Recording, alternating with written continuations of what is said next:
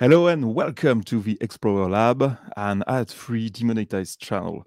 There is no super chat. For questions, please wait for the last 10 minutes of the hour. The interview will be translated in French at the end of the hour. We are welcoming today Graeme Rendall, who recently published UFOs Before Roswell, European Foo Fighters, with a foreword, S'il vous plaît, by Sean Cahill, and the man whose background I stole. Hello, Graeme. Hello, Baptiste. How are you? Fine. And you? Not too stressed to talk to the entire French population? Oh, there's a first time for everything. So we have to acknowledge that there is a terrible symmetry of talking about World War II when we are the closest of World War III since the Cuban Missile Crisis. And very sadly, but there is a mythology created around wars. Wars are always terrible. And specifically in your book, it's not an ufology book, it's an history book. And even if you don't agree, I agree with myself. It's an history book that talks about UFO, but you have the entire background of the story of the World War II inside, and the major drama that is inside it, that is the mechanization of war and the technology at the service of death. And you have that is a red thread inside the story along the whole book. So, in my opinion, in this book, there is 5 books inside it. We will talk about it later, and we'll see why there is so many books inside that work. But first, I would like Graeme to read to the audience a quote from his book that I found really interesting. So while these are all intriguing possibilities, they are simply theories, none of which can be proven at present. I may sound as though I'm ducking out of answering the question as to what the Foo Fighters were, but any thoughts I may have are simply based on opinions, and these are no more valid than the next person's. Knowledge does not confer expertise. It just provides more information, and in this case, it still does not provide the answer. If I was asked to pick one explanation, I would have to say, I can't. I don't know. So I chose among the 900 pages of work Graeme committed that quote, because it is what is lacking to ufology. Ufology lacks self-awareness and understanding its own flaws. What I really, really enjoyed from the first page to the last page of that book is that everything is shown. You have all the elements of each story, and the reader makes up his mind. What is your intent when you wrote that book? So I go back to the first UFO books that I ever read, and this is going back to the mid to late 1970s. So you're looking at 40 odd years ago. And the books then, at least the English language versions that I read, they had case after case after case of UFO sightings, but there was very little attribution, very little sort of information about where the details came from. And there were leaps in kind of faith and logic as to what the sightings represented. So lights in the sky, oh, they must be from Zeta Reticuli, or, that might be an exaggeration, but that was the kind of sort of path that some of these authors were going down. And even to my 9-10-year-old self, it was a case of, you can't do that with such limited information. The best you can do is say, look, here's these details. Try and make your mind up yourself. So I vowed that if I ever wrote a book on UFOs, I wouldn't jump to conclusions. I wouldn't put down answers because I don't have any. All I can do is amass the information, pick up the details, put them out in a relatively easy format for people to read, and then ask people to to draw up their own conclusions. Now, if they're the same as everybody else's, that's great. We've got a consensus. But I'm sure that when people read it, they'll come to various conclusions, some pro, some anti-UFO, and somewhere in between. And that's perfectly fine, because that's where the general population is at the moment about the UFO issue as well. Yes, it's a perfect introduction. So when I read it, I really felt it was a compendium of everything that has been discovered historically on the subject. Everything is sorted out, so you have all the facts, one after another, chronologically ordered. And have you ever thought of just being an historian? Not a ufology historian, but just an historian. Yeah. So these books here, aviation books from my home county of Northumberland. These are ones I've written about just wartime activities in terms of aviation in the county I live in England. So yes, that is the kind of background I have. I haven't always just been interested in UFOs. I've been interested in aircraft even earlier than 9 and 10-year-olds when I picked up my first UFO books. I've been interested in airplanes since I was 4 years old when I used to build model kits of airplanes. So, you know, I have and reading about the history of airplanes and looking at facts and figures and all the rest of it, that's where this comes from. So I always vow that, you know, that kind of level of information would be there. And it was just a question of finding it. And I share your taste for airplanes. I've attributed to you the Submarine Spitfire MK9. I think it's perfect British engineering. I hope you appreciate the choice I made. I do, yeah. The Mark. So, funnily enough, the Mark 9. There was an airfield in the county I live in, trained French Air Force Spitfire pilots on the Spit Mark 9 in 1945. Yes. And that airfield is just about 2 or 3 miles from where I live. So, I'm very happy right now.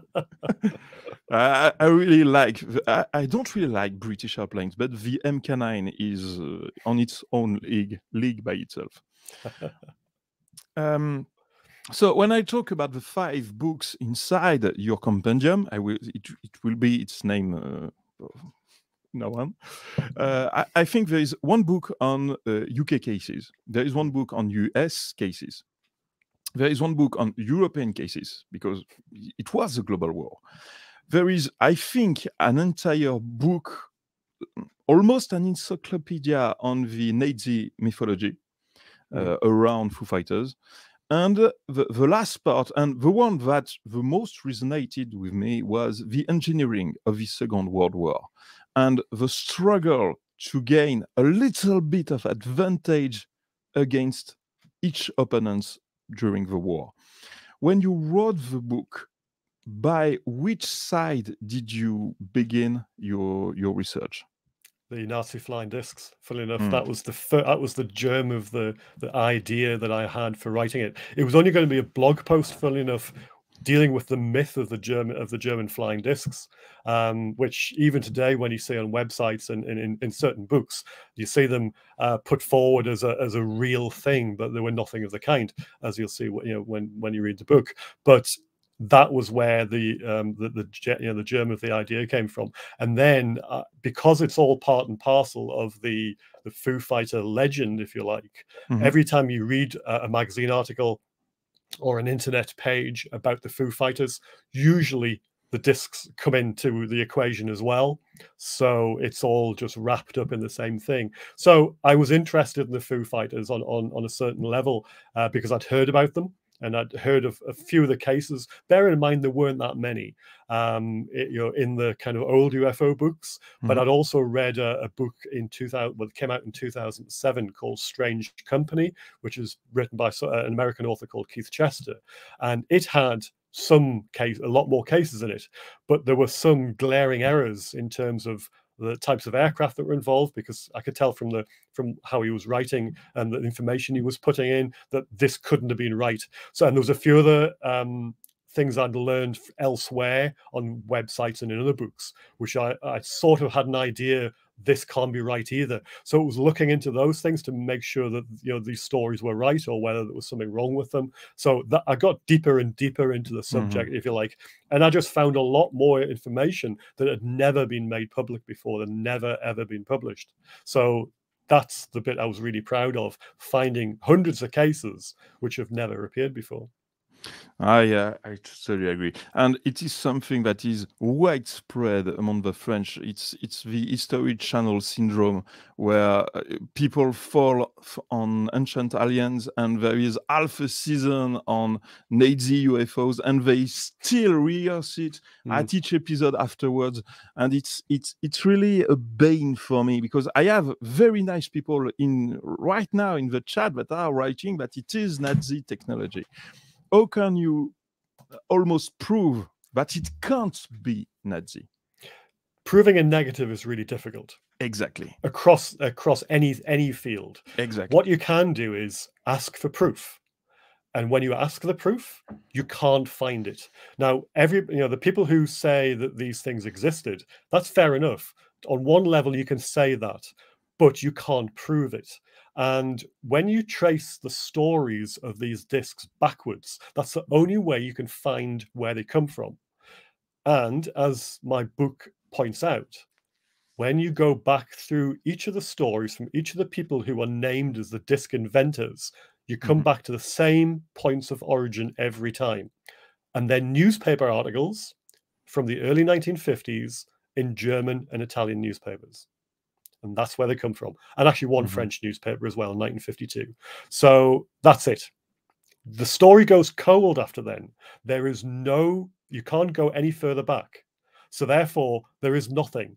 Now, even the other secret weapon programs in Germany during the war, the ones that were cancelled or never took place, or they failed for whatever reason, they are fairly well documented, either by documents themselves, like paper documents, or from photographs, or from witness testimony, or all three sometimes. And these are even the ones where the Germans did their best to eradicate all the information at the end of the war. There is always something that survives. Whereas these things, nothing. You have at best a single source of information, and that's ridiculous. You don't have manifests for equipment, for testing facilities, for materials to build them, to get labor in to build them, or to build the facilities where they were launched, all this kind of thing. There is simply nothing, and there never has been. But people build these stories up from literally nothing into this huge elaborate story, but it has no proof whatsoever. If it had a little bit of proof, then you have something to go on and you could go and search from there. But there is simply nothing until you get to about 1950 and the first stories appear then. And my theory, and this is only a theory, is that the people involved, at least in terms of Rudolf Schreiber, who's one of the names that crops up, he had some possible, a little bit of aerodynamical knowledge, but he wanted to be one of the people who was taken to America, like the other German scientists and rocket engineers and aeronautics engineers.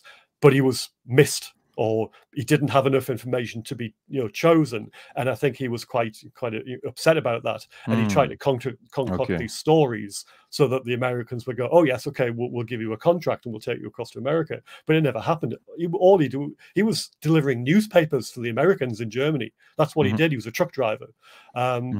He claimed he was a test pilot for Henkel, but during the war, but there was no evidence of that at all. He claims he was a Flugkapitän, which is an honorary rank. It isn't a military rank. It means test pilot. But it was also given to people who did notable test pilot work, so that they flew fairly dangerous flights over a period of time, or some notable successes. But that information would be public. It would be something that they wouldn't keep quiet.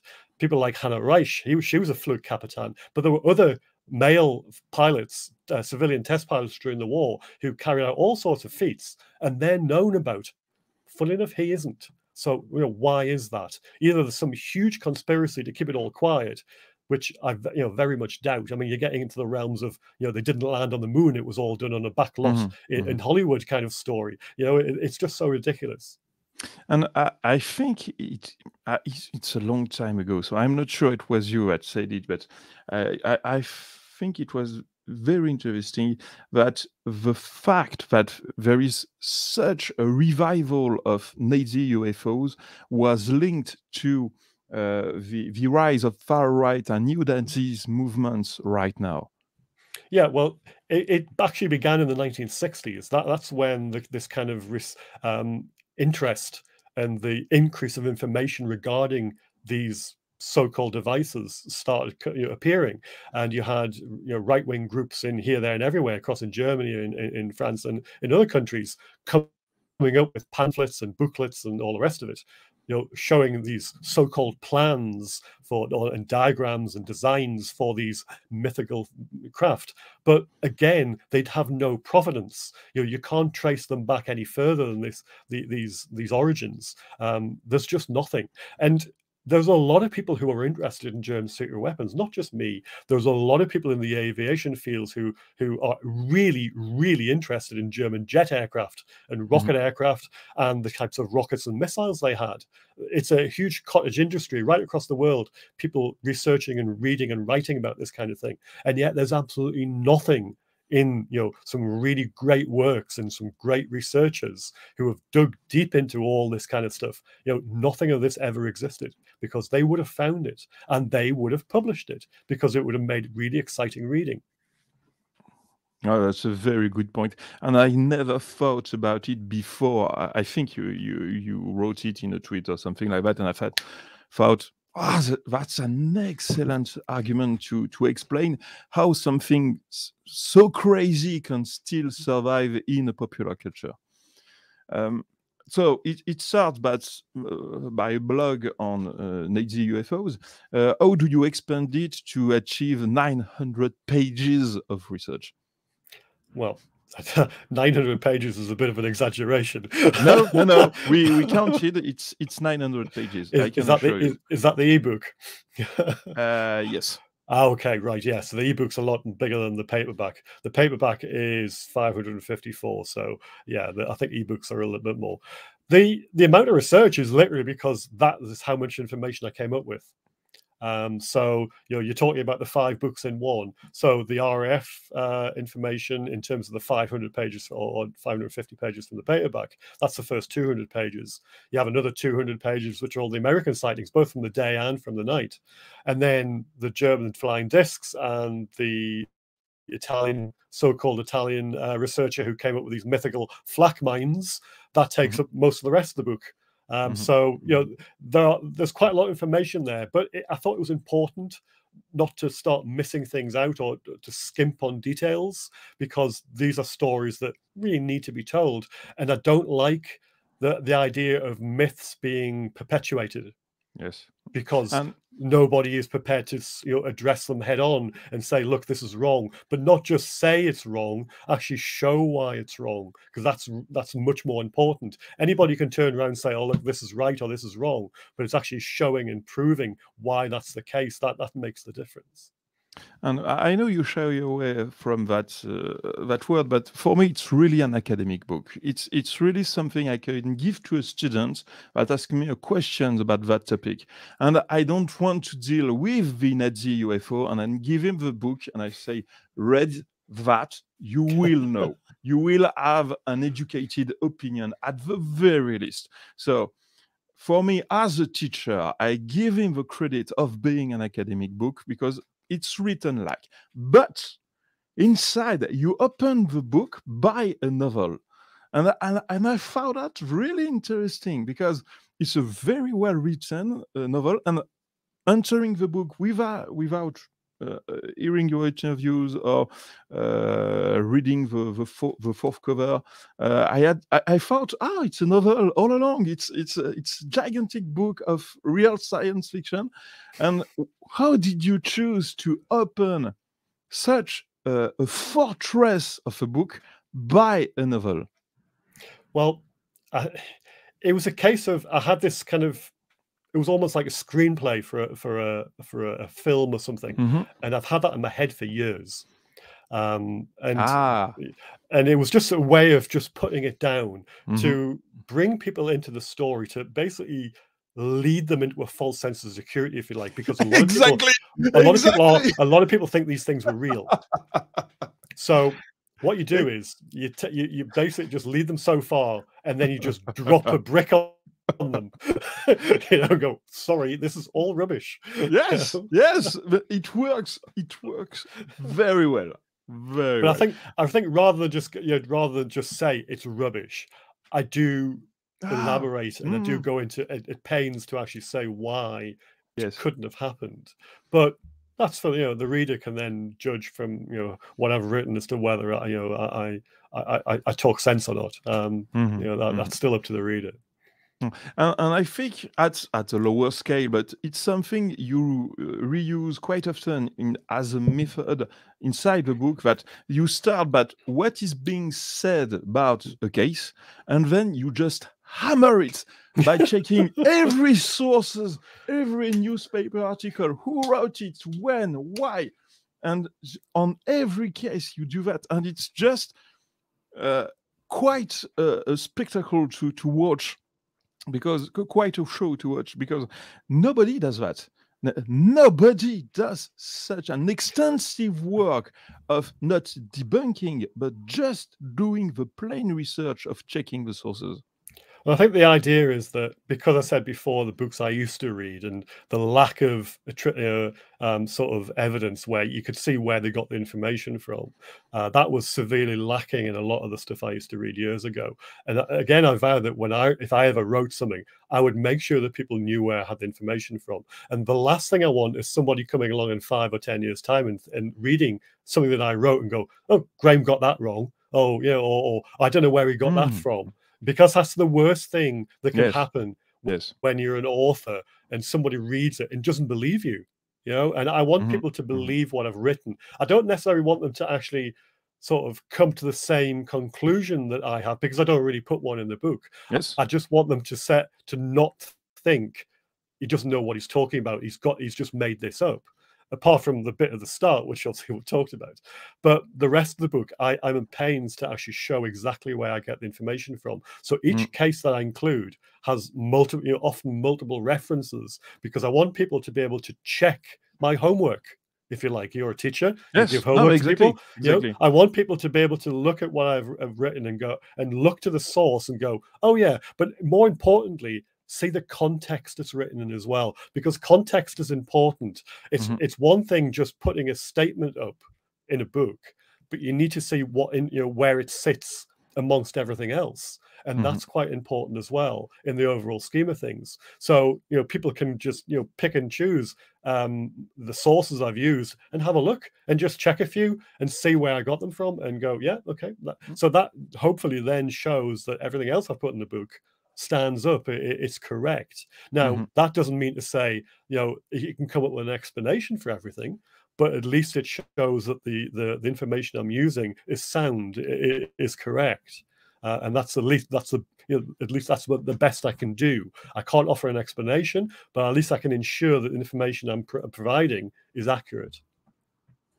Yes, yes, and that's why I call it a fortress, because when you read the book for the first time, yeah, you see the description of a case, and it's really interesting case, and then you see you yourself critiquing yourself, and you enter in the mind of Graeme Rendall, and you understand that that's why it's an invincible book. He already critiqued its own work. And it's quite a feat. It's really hard to do it well. I'm my own worst critic. Yes. I'll read the book as well before I put it out to see whether or not I was barking up the wrong tree, to use in the English expression, to see if I was going wrong somewhere. And I would read it from maybe try and put myself in somebody else's position to think, is this right? And make sure there were no logic traps that I'd inadvertently Mm. written that didn't look right and didn't read right and didn't make any sense. So there's a lot of that involved as well, because I just want people to read it and not just maybe get a lot out of it, but I want them to enjoy reading it as well. So to make sure it flows and to, that it makes sense and that it's enjoyable to read. Mm. And we really see the investigation behind each case. And my background is more on art science. And the thought I had is, did you try to make a statistical analysis? Because to be honest, there is so much case in the book. You could make a statistical analysis. You have easy a few hundred cases. it could be, and I know that intuitively you saw it because you pointed to Aachen as a hotspot, and there is very interesting cases around Aachen. But did you think of continuing your work on a very statistical analysis of the cases? Well, I've got to leave something for the next book, Baptiste, because there probably will be a follow-on for it at some stage, because I have some other information which I've picked up. Excuse me, I've picked up since I wrote that book. So I'm sort of at the beginning of looking at bits and pieces to try and write another one.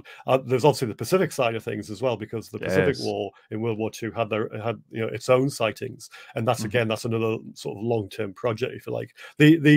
These two books, the follow-up to the Foo Fighters book I've written and the Pacific book, won't come out straight away. These are going to be much more long-term things, because I think I burnt myself out with that one, writing that one. I wrote that book in 7 months, and it was almost like a every waking hour kind of commitment. So I want to attack the next two much more slowly and more diligently as well, and just make a pretty good job of them. I don't think that one was particularly rushed.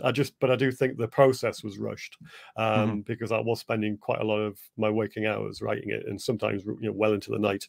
So yeah, I think it took its toll on me.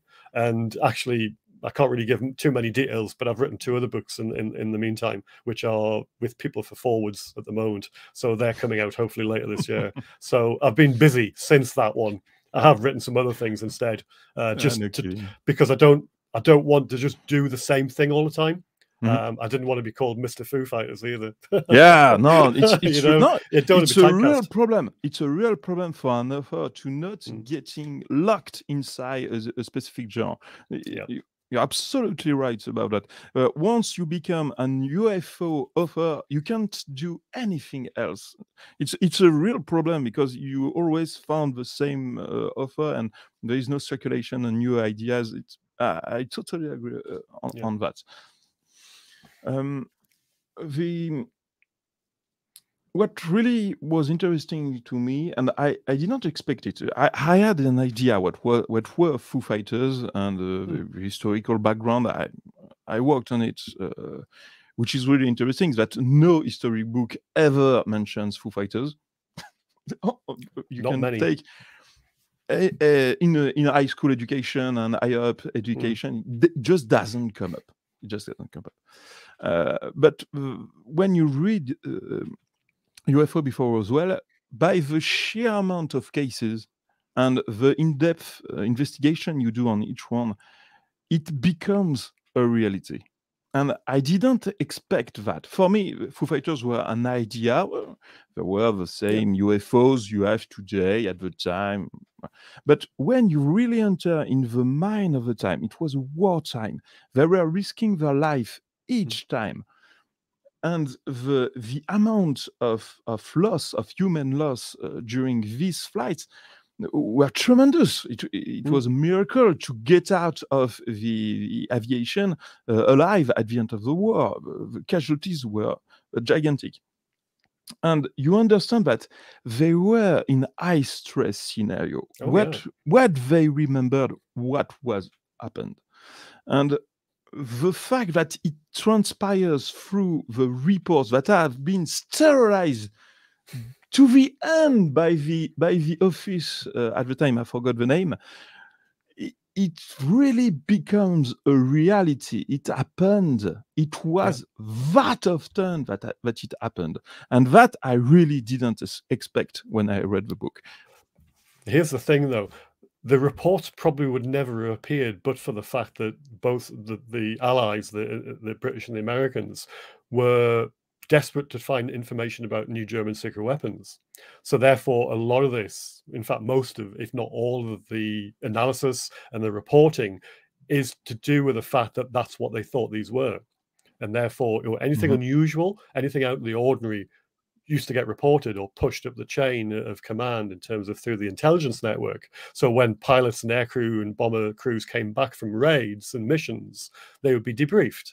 and little bits of information like this would be pulled out of them and then passed up the chain of command so that it could be looked at and analyzed, and then any information that was was actually important could be given to the crews for the next time that they flew to these areas and this kind of thing. So it was quite necessary work. And people have asked me before, well, did they know about things like aliens and UFOs back then? Well, no, they didn't. Everything was couched in the language of German secret weapons. So, they were expecting German jets to fly at night after a certain period in the war. And they started reporting them, but long before the German jets actually did see action at night. So, you have that side of things, which is very strange. And from a historian's point of view, you can't explain it, because it's not backed up in the records. And this is not just the kind of dry records in terms of facts and figures. It's actually witness accounts by the people who were there, who were flying these aircraft. You can't explain why the Allies were seeing really fast-moving lights months before, and in fact a couple of times years before the Germans were actually fielding these kind of weapons. So it's all very strange.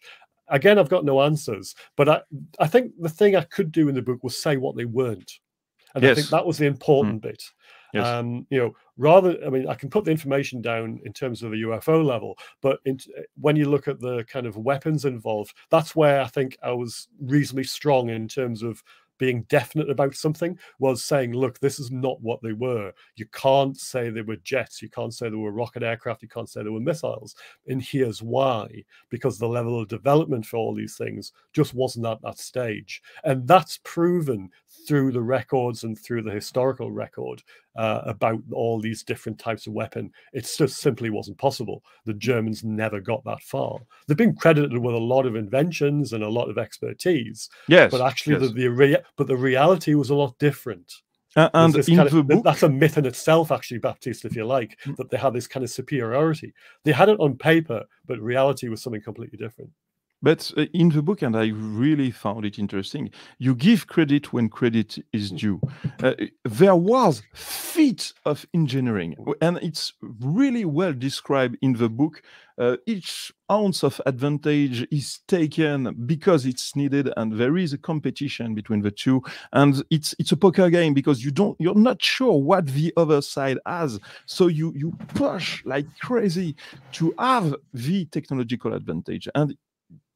And it's really well described in the book. That's the part I loved, because that's the part I didn't know at all.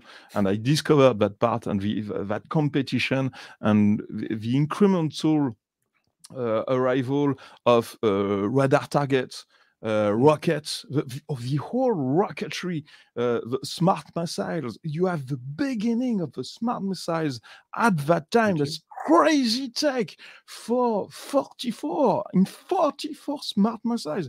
That's just insane. That's the beginning of aeronautics. So, and I love that part. But I think I expanded it enough about it. I'm sorry. I love that part. No apology necessary. So what I think I didn't found is that one of the high tech that the Nazi regime was working on, it was their own type of nuclear bombs. And there is a really interesting thought, is that if you remove the anti-Semitism from Hitler, the Jews stay in Germany. They work for the Nazi regime, and they build one. The Nazi regime has the bomb. So it's what we call in Uchronia in philosophy. You create secondary path for history, and in a weird way, without the anti-Semitism of Hitler, it would be far worse today. Yeah. And it's absolutely terrifying to imagine today what can happen with the Ukrainian conflict.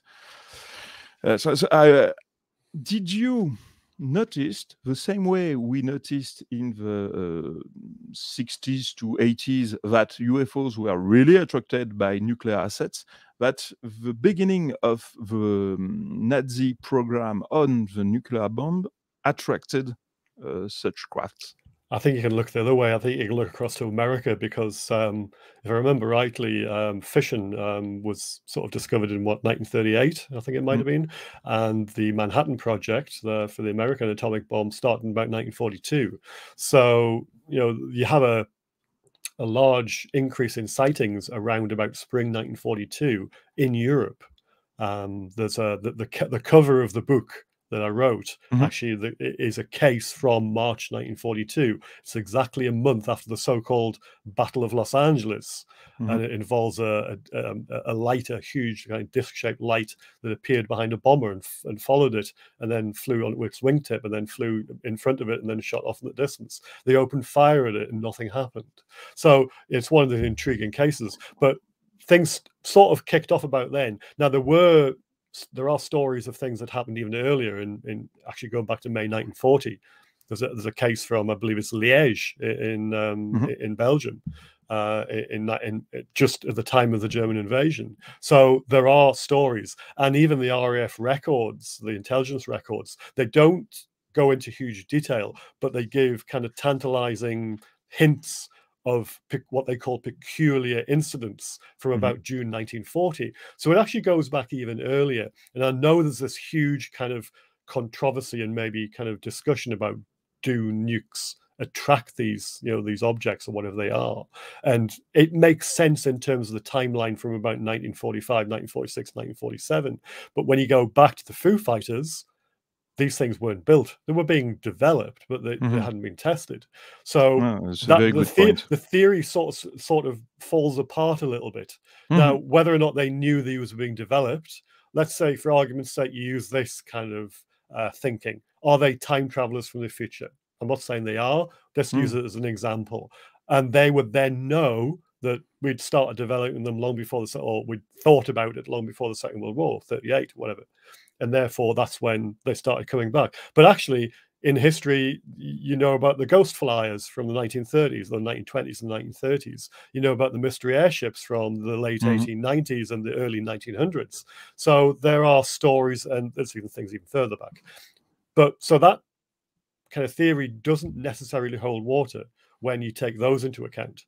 But the proliferation of cases, that could be, as well, John, our friend John from Wales has put something in the chat there about, do explosions and the bangs and everything, do they attract them? Well, it's possible, but then again, they're seen in peacetime as well. So it's difficult to be able to work out whether that's the case or not. I think sometimes, with respect to John, I think it's a little bit too simplistic an explanation. It does tick a lot of boxes. It does cover things, but it doesn't tell the whole story. So I think the truth is probably much more difficult to sort of come, to actually arrive at than just simply saying, yes, atomic, research attracted them or warfare attracts them. If you use that argument, you could go back to, people with, bow and arrows and spears, so.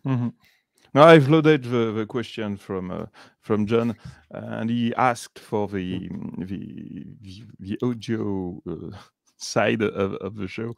Graeme, do you think the orbs are attracted by the explosions and or the explosions of light? Yeah. So that's where that answer comes from. It's probably a bit more than that. The next part, and I'm sorry, it's a detail, but it triggered me. So you explained that there is statistical analysis that is made on 659 cases, and 11% of these are described as an attack behavior from the light. What is the definition by the RAF of an attack behavior? That's why they would start approaching the aircraft. Okay, didn't have to open fire on them, just to start approaching them. That's why it triggered me. Just what is an attack from the point of view of the RAF? Yeah, because, if I can, Baptiste, I'll explain a little bit more about where you get that information from. Ahead. Because so this is going back even further than 1942. So this is going back to sort of early 1941, and the RAF, the Royal Air Force, were actually experiencing lights following aircraft, and they weren't opening fire on the bombers. because they thought they were German fighters. They thought they were German night fighters. But so they did this statistical analysis to try and work out what was going on, because the bomber crews could only see lights. Most of the time, they didn't even see a shape behind the lights, and they couldn't identify the types of aircraft that were involved. Only in a very, very few cases could they determine the type of aircraft that was following them. When they saw an aircraft, most of the time they just saw a light, and actually that doesn't make sense from a fighting point of view to show a light to your opponent. So by night. By night, because you might as well just put a big target up saying, look, here I am, shoot at me. So a lot of it doesn't make sense. And actually, in some cases, some of the bombers were followed, in one case, for 250 miles by a light. Now, that makes no military sense whatsoever, because they were following them to the targets. The idea of the German night fighter force was to shoot the bombers down before they dropped their bombs. So a lot of it makes absolutely no military sense whatsoever. So the RAF were interested, and their operational research section, as part of Bomber Command, did this.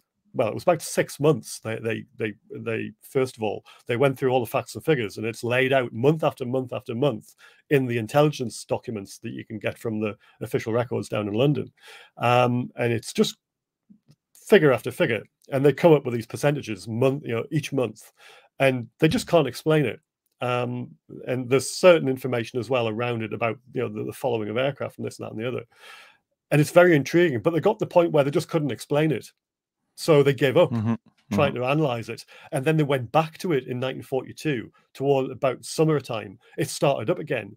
In fact, it never really went away. They just tried to just forget about it. But then it got to a point where they had to look at it again, and for another few months they did exactly the same thing, but they still got nowhere.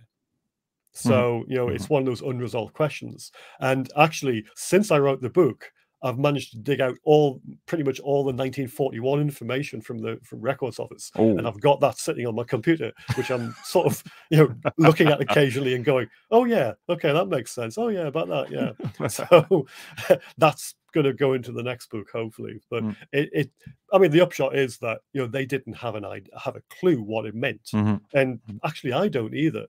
But it's intriguing. Still to this day. Yeah.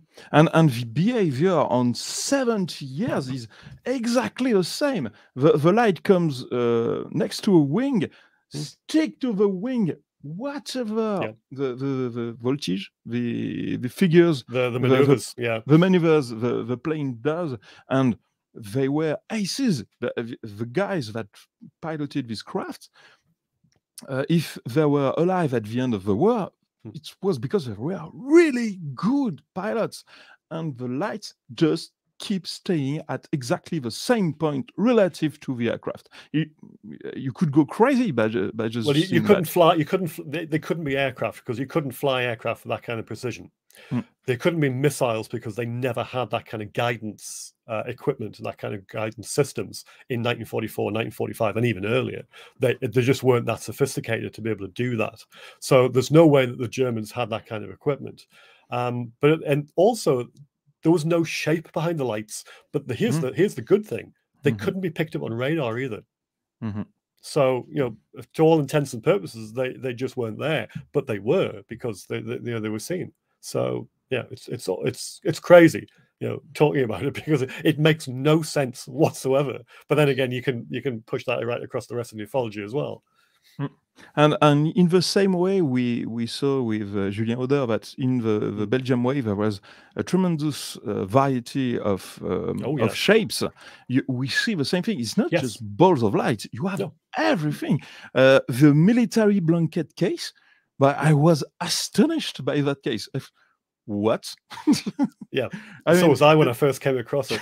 So it was okay.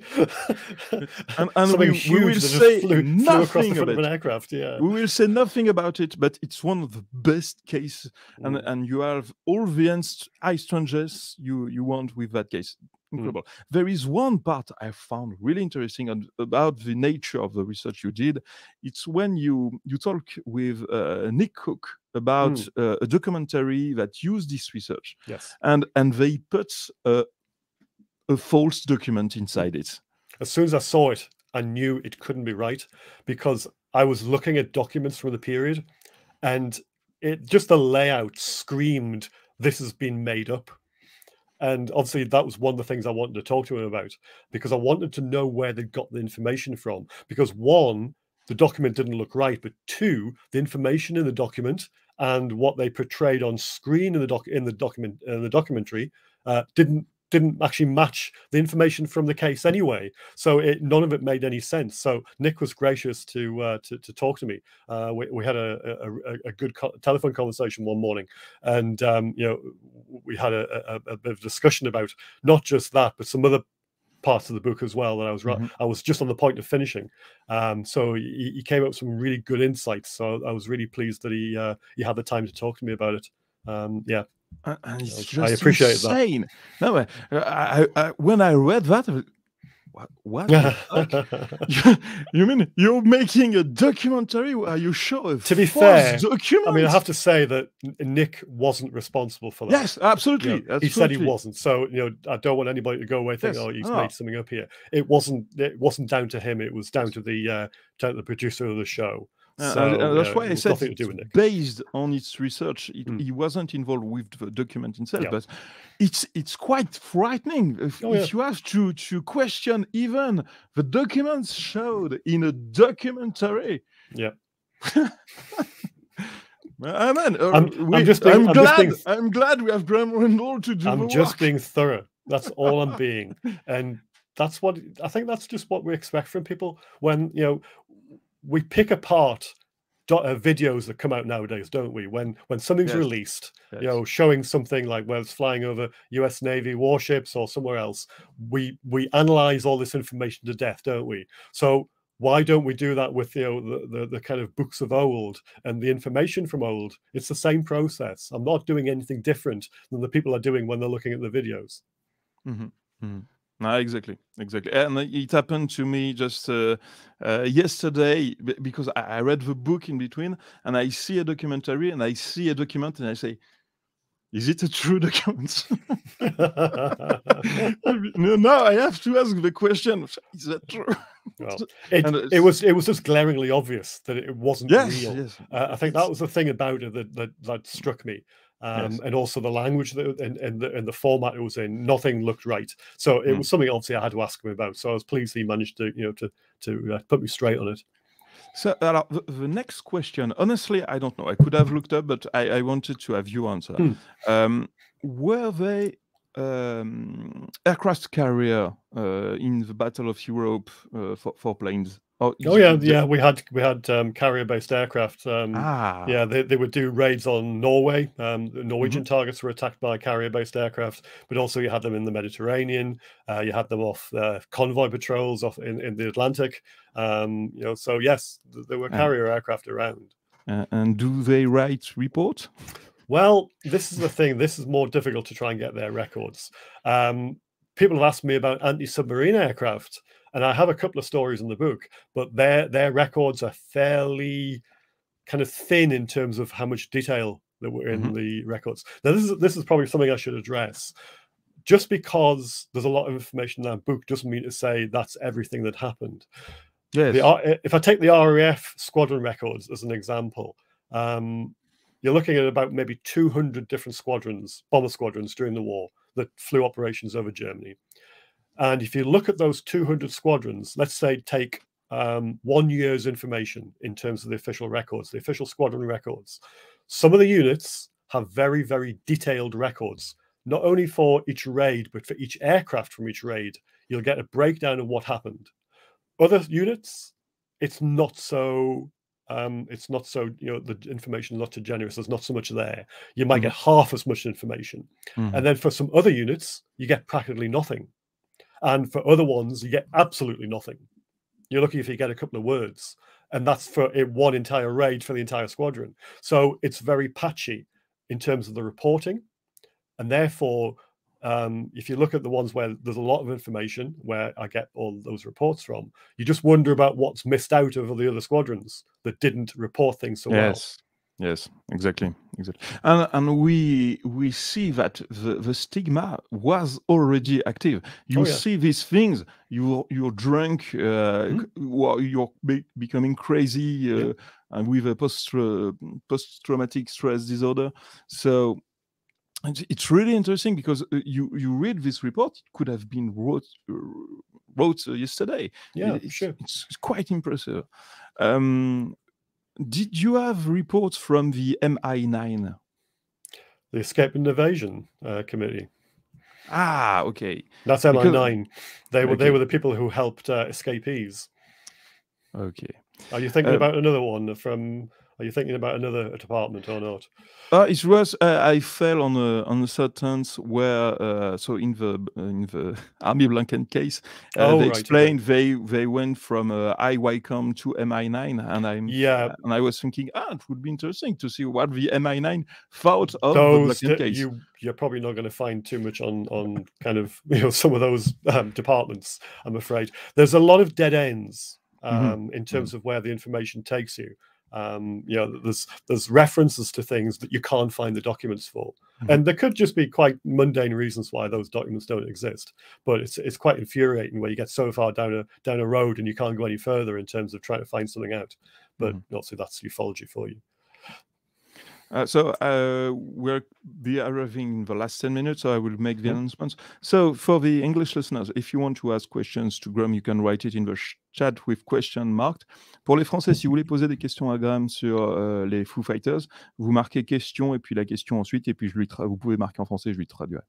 So the next question I have, and it struck me quite a lot because a month ago, I worked on the very beginning of submarine technology in warfare. And when I read your book, it struck me that among the UFO shape that were observed, there were quite a lot of flying submarines. It really looked like what would be a flying submarine to me. Yeah, cigar-shaped objects. I mean, those have been reported through history. They were seen by certain bomber crews, and there is a case in, I think it's off Alaska in 1945, where something was seen coming out of the ocean, which is not something I've written about, but I'm aware of the case. So USOs or transmedium vehicles have been reported in the legend. There's John's question there. So Foo Fighters was the name given by the Americans. Sorry, I have to read the question because the audio part where you won't see the question. So the question from John is: did the RAF squadrons all call them Foo Fighters in the reports, or did they have other names for them as well? Yeah. So the RAF originally called them the Thing or the Light. And now they weren't actually the official names. They were the names that the pilots gave them, so they were nicknames. The RAF intelligence people didn't really have names for them. They called them rockets, or they called them missiles or projectiles. They had various names, but they never settled on anything. It was only when the Americans started seeing them in October 1944, then they started getting serious numbers of sightings in November 1944, that one of the people from the 415th Night Fighter Squadron called them Foo Fighters, based on a comic strip that he was quite popular. He liked reading. And the name sort of stuck in the squadron, and then it got transferred to other squadrons, which were doing the same kind of night fighter role over Europe, and also in Northern Italy. They started using the name in about February 1945. They had their own name, which is called Balls of Fire, or Fireballs. They had different names. But yeah, the Light, the Thing. I found these. I did not know that at all, and when I saw, I called it the Thing or the Light. That's really interesting on a semantic point of view. You can dig a lot in psychology. So we have a question from Polyed. Graeme, are you aware of the conclusions proposed by the great skeptic, French great skeptic, Gilles Fernandez, regarding Foo Fighters? No, because I've never heard of him. Do you know what they are? Not at all. Polyed, tu peux les écrire et je traduirai. I will have a look, though. Yes, yeah, I will look them up. Donc, il ne les connaît pas de nom. Moi non plus, je les connais pas non plus. Donc, si Polyèdre, tu peux les écrire dans le chat et comme ça, je peux lui traduire les conclusions qu'il a rapidement. So, I translated what we just said. So, my next one is about. So, it's just one. I have several good to end. So, the first one is the most. Objective. Do you think there is an observation bias due to the fact that it was a time with a lot of military troops? There was a lot of air traffic. There was almost a duty to report what was observed, what was anomalous. So do you think that the amount of Foo Fighters is that high because there were these conditions? And it's still, to this day, true. It's just that we don't report them because we don't observe them. You had a lot of people watching the sky, reporting every strange movement.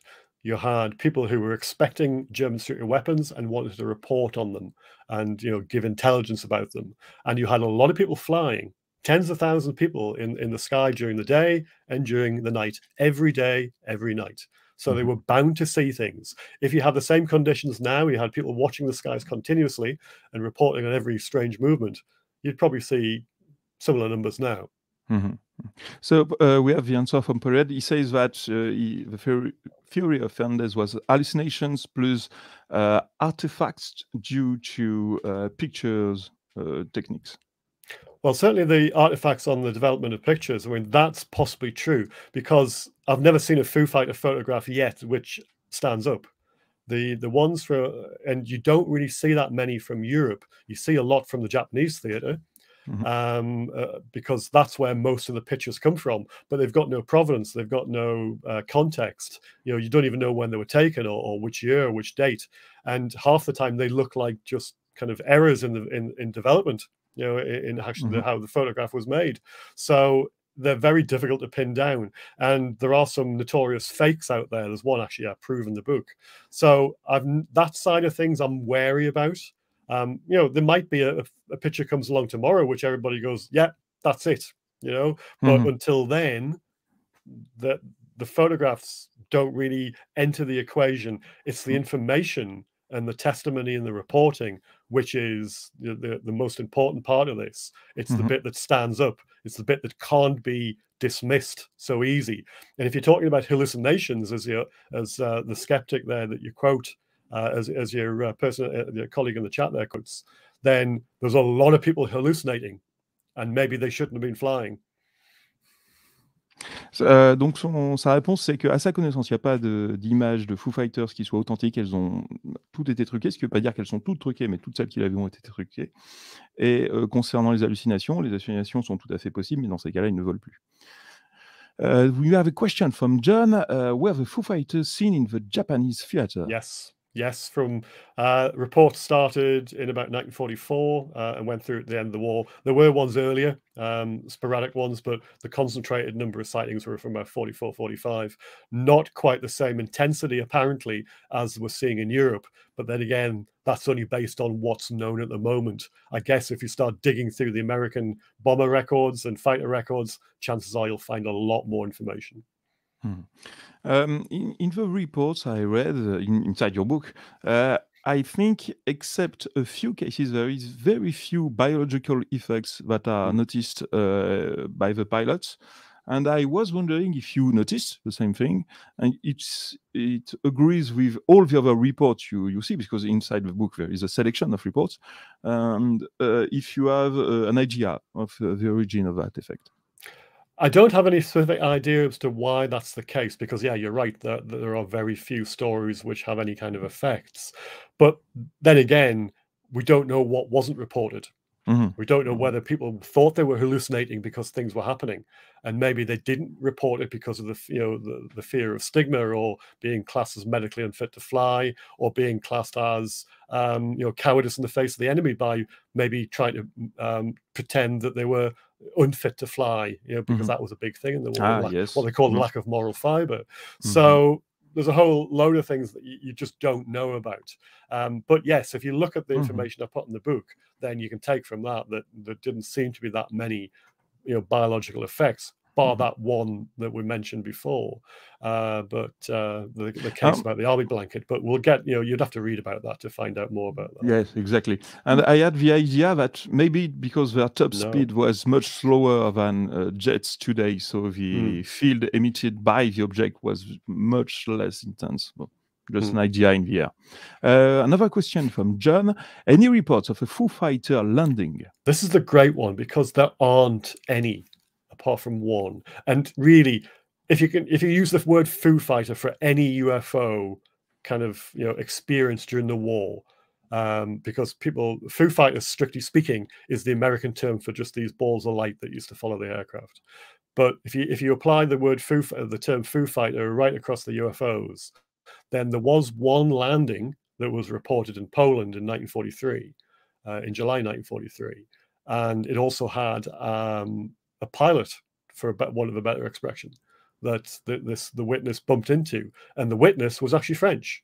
He was one of the forced workers. He was taken to Poland. So and he bumped into this landed craft with somebody who was trying to dig it out of a sand dune. So it's probably the only story of a landed craft, and sound like the only one that actually has in terms of occupants as well. Now, if that's significant, then that's a whole new discussion. But it's not something I really went into because the book was big enough already. And I give credit where credit is due. Graeme asked me about that case, and I asked my contact at the time, and it was forgotten. It was a forgotten case in French ufology. So it's Graeme that found that case, and credit to him. There was another one. I just lost it.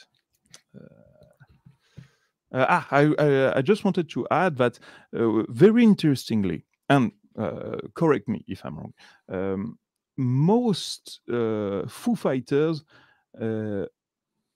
arrive from the ground to the aircraft. We could imagine it could come from space.